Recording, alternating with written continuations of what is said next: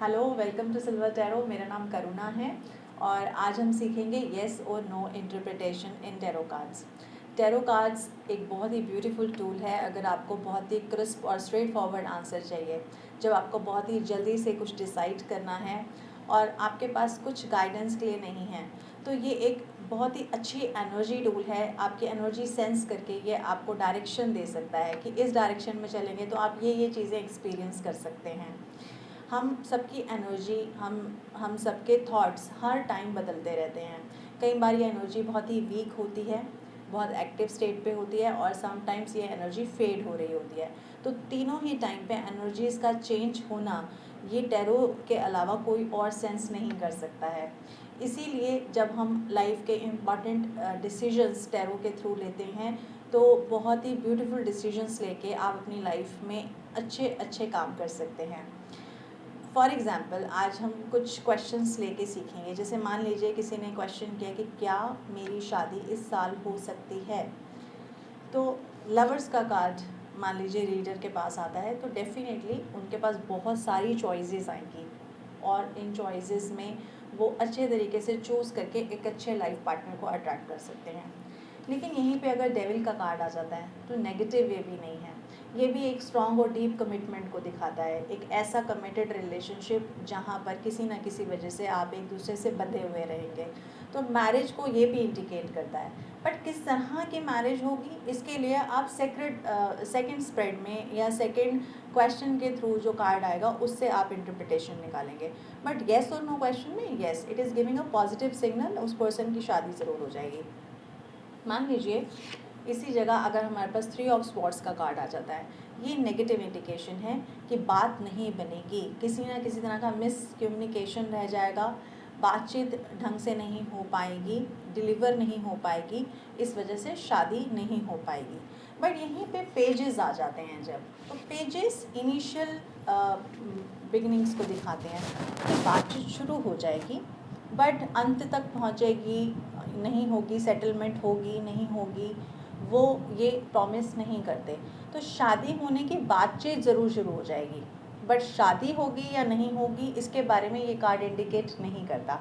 इसी तरह हमारे जितने भी एसीज हैं वो भी हमारी इनिशियल बिगनिंग को दिखाते हैं, इनिशियल मूवमेंट को दिखाते हैं कि बातचीत स्टार्ट हो जाएगी, स्पार्क आ जाएगा।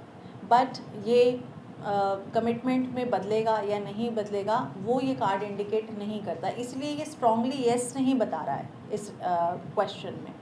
इसी तरीके से मान लीजिए किसी के पास क्वेश्चन है कि मेरा आफ्टर मैरिज मेरा रिलेशनशिप मेरे पार्टनर के साथ कैसा रहेगा, और डेथ का कार्ड आ जाता है, तो डेफिनेटली ये रिलेशनशिप सबसे पहले तो एक कार्मिक रिलेशनशिप है।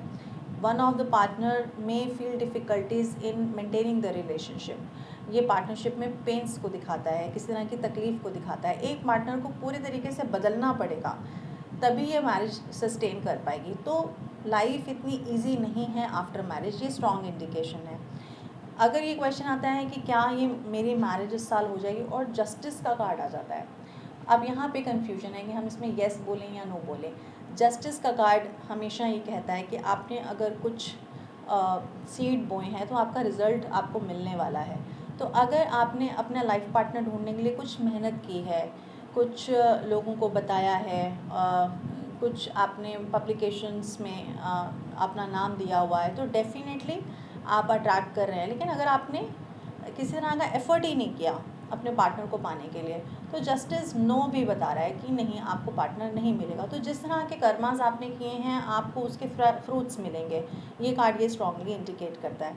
इसके अलावा जितने भी 7 के कार्ड्स आते हैं, 7 का कार्ड हमेशा कन्फ्यूजन को इंडिकेट करता है। ये बताता है कि आपको कोई भी डिसीजन इस टाइम नहीं लेना चाहिए, गिव अप भी नहीं करना चाहिए बट डिसीजन भी नहीं लेना चाहिए, कुछ समय के लिए चीज़ों को छोड़ देना चाहिए, क्योंकि इस टाइम पे मल्टीपल थॉट्स इंसान के माइंड में हैं। और 7 नंबर न्यूमरोलॉजी में चीटिंग को इंडिकेट करता है। तो किसी तरह का लैक ऑफ कम्युनिकेशन, मिसअंडरस्टैंडिंग की वजह से आप एक गलत डिसीजन में, एक गलत तरह के रिलेशनशिप में जा सकते हैं। तो इस तरह से अगर आपको रीडिंग्स करनी है येस और नो में, तो आपको कार्ड इंटरप्रिटेशन बहुत अच्छे तरीके से आना चाहिए।